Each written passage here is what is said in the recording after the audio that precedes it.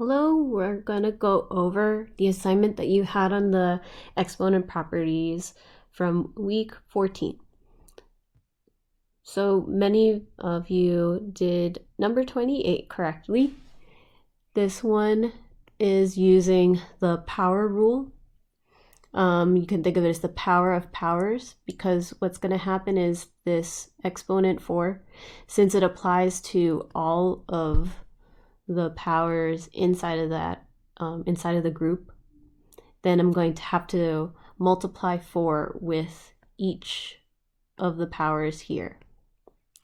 So that means it would look like -5 is going to be to the 4th power.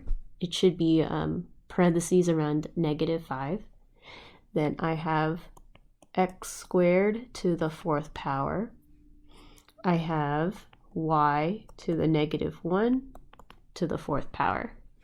And according to the power of power rule, you are going to have -5 to the 4th power. That's the same as -5 times -5 times -5 times -5. That is going to make 25 times 25. And it's positive, so that's 625. And then I have x squared to the 4th power. That's going to multiply 2 times 4 for your exponents. So I'll have x to the 8th power. And then y to the -1 to the 4th power is the same as multiplying -1 times 4.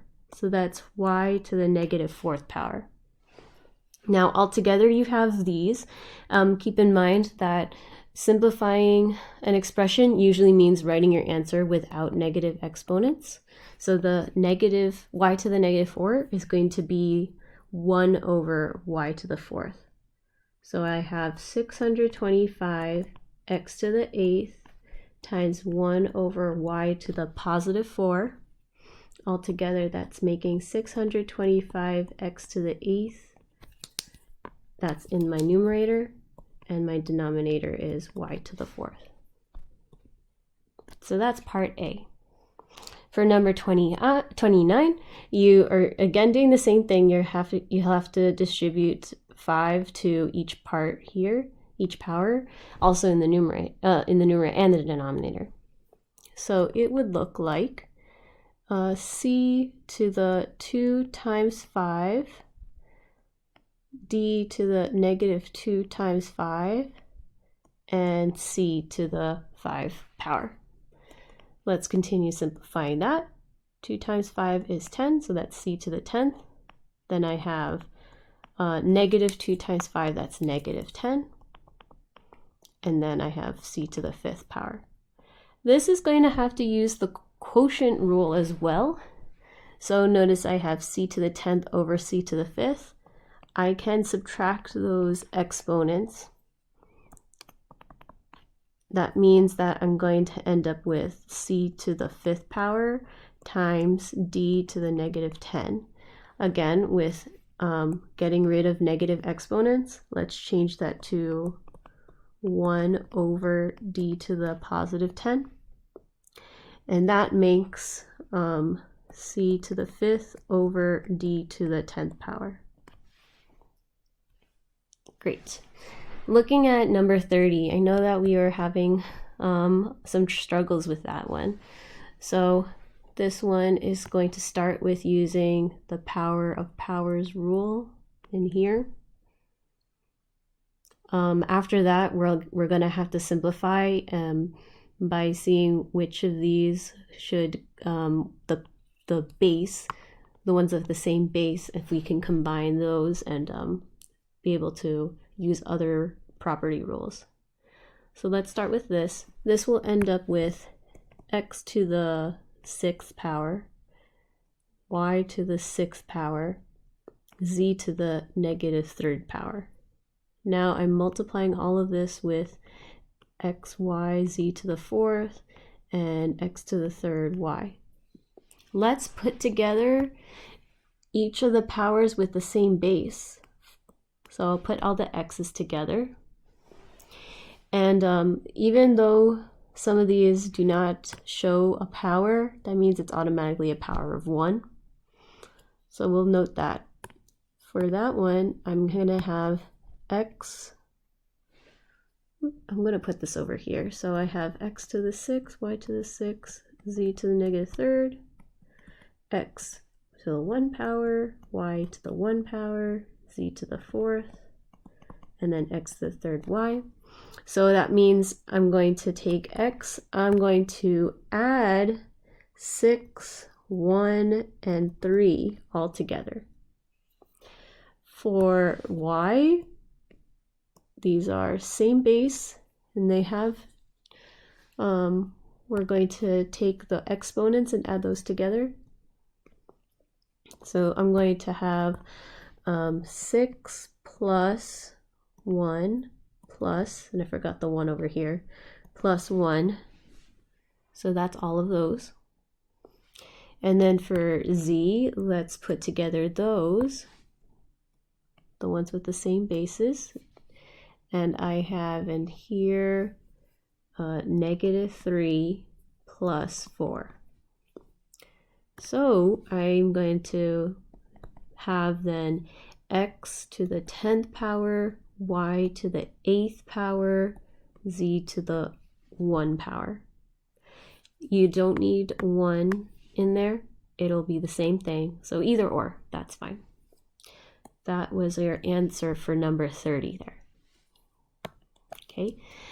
For number 31, notice that it has this group and it's raised to the 0 power.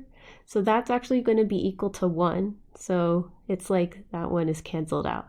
I have m to the negative 7. That's all I have left. So you just need to change that to a expression with positive exponents. So it would be 1 over m to the 7th power. This one here, I have this group times parentheses 3x over 4 squared. So you will need to square each of those parts here. 2x to the negative 2 over 3. Let's keep that where it is for now. Let's change this. So this is going to be the same as, this one will stay the same for now. But the other part here is going to be 3x. All of 3x is going to be squared here. So that means it's the same thing as distributing it to also to 3. So I have 3 squared x squared. And then I have 4 over 4 squared. That means I have 2x to the negative 2 over 3 times 3 squared is equal to 9. And then I have x squared. And 4 squared is equal to 16. Now, when I simplify this, notice I have x to the negative 2 and x to the positive 2. That's going to make x to the 0 power. So that's just going to make 1. So that means there will be no more x in there. I'm just multiplying 2 over 3 times 9 over 16. When you simplify that, I'm going to just simplify here. That's going to make 1 here. I can simplify here. That's going to be 8.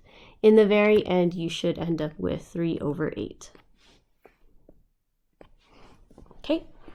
Now I know I went over all of these examples and it does look a little messy, and this is going on a while with this video, but I'm hoping that this will help clarify any confusion that you had with some of these problems.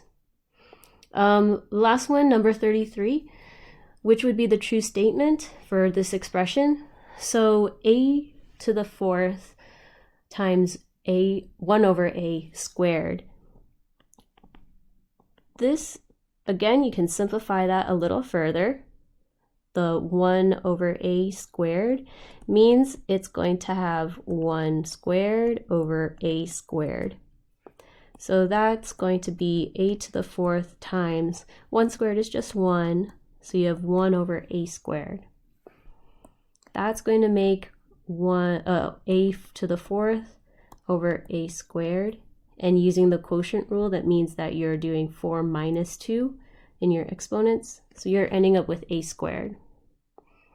So when you're squaring something, you're always going to end up a positive value in here. So the answer here is going to be B in here.